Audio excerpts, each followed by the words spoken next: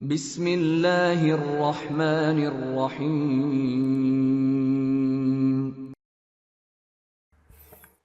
Bismillahirrahmanirrahim. Assalamualaikum warahmatullahi wabarakatuh.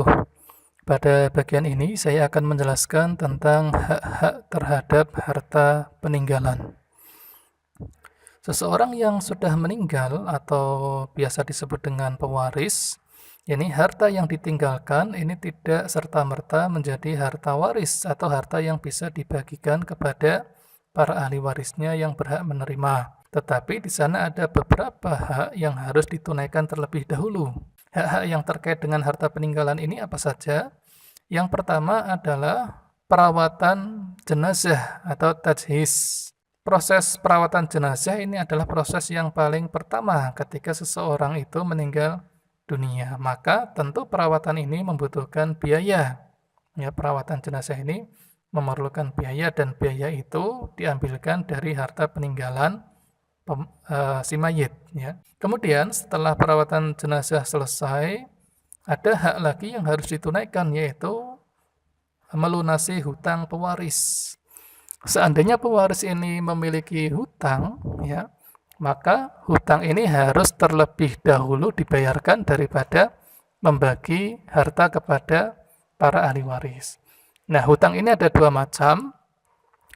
Yang pertama, hutang ini berkaitan dengan jaminan, atau artinya hutang ini ada jaminannya.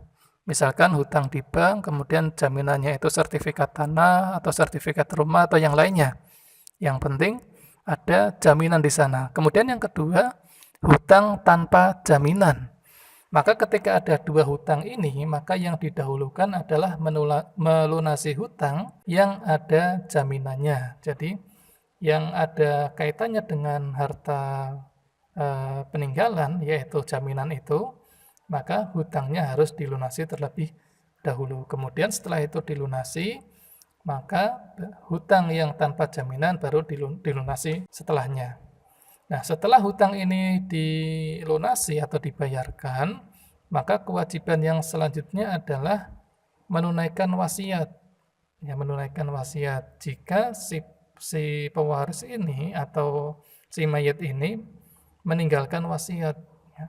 Nah, dalam membayar atau menunaikan wasiat ini syaratnya yaitu tidak lebih dari sepertiga harta. Artinya sepertiga ini menjadi batas maksimal daripada pemberian wasiat. Ya.